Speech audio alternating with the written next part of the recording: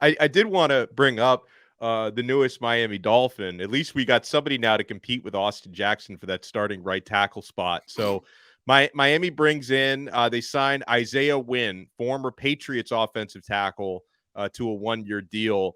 I got to say, he's not as fat as you made it sound like he was, Crowder and Solana. Like, I don't know. This is like, in 1985, this would have been a fat O lineman, but he's listed at 6'2", 310. I was hoping he'd be like 350 or over, but still, without knowing much about this guy, I assume he's probably better than Austin Jackson. Yes, he is. His son is better than Austin Jackson. And I don't even know if his son plays football. No, we had to upgrade that position. Isaiah Wynn, honestly, like first-round talent. Yeah. You know, he's been injured some and, ins and outs. Like, he has some knocks against him. But it's just, you know what it is? It's Armstead again. If he's healthy, he is a great tackle. If we miss him for 3 or 4 games, I won't be surprised. But Isaiah Wynn can play ball. And he was drafted in the first round, by the way. So you're right about him being a former first round talent. He didn't play. I think his rookie season, he missed the entire season because he tore his Achilles, or maybe he had some major injury that kept him out his rookie season.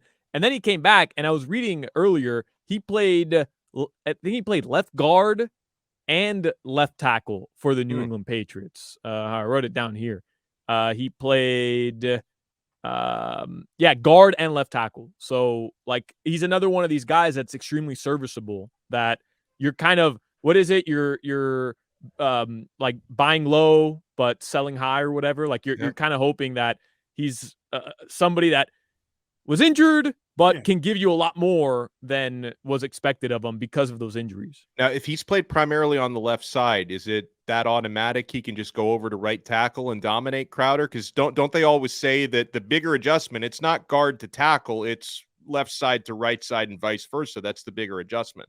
Yeah, it's your kick leg, the kick step, getting back. You're used to getting back, pushing off that left leg on the right. You push off the right leg to kick back to your left. But a lot of guys went back and forth. It's funny, I just brought up Vernon Carey as my reference point of fat people that I mess with.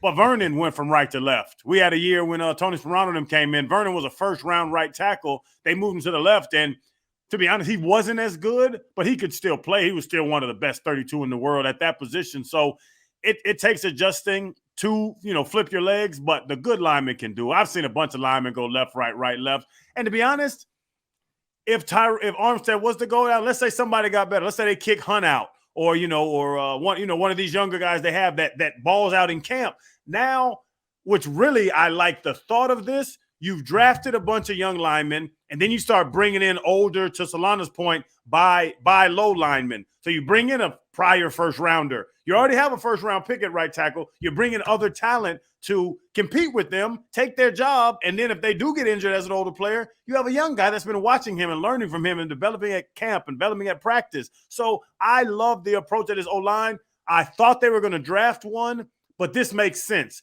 They had some other linemen in the pipeline because our offensive line was not set before the drafts. They didn't address it in the draft, but this Isaiah Wynn makes sense that they had something in the pipeline to solidify this O-line. And everything this season, Dono, hashtag if Tua's healthy. Yeah.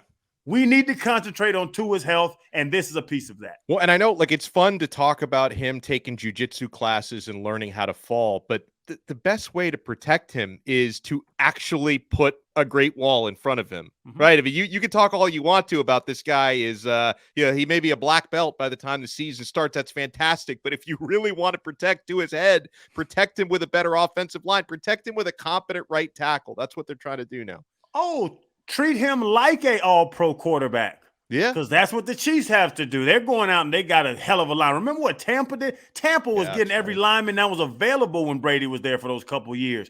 Treat Tua like a Pro Bowl quarterback, which, if he's healthy, again, he is. We saw it in the 7-game window last year when he was healthy and he was balling, I think, 6 300-yard games in a row, or so, one was like 298, but balling out, then he gets injured. Treat him like a Pro Bowler, he'll become a Pro Bowler. He has all the talent in the world.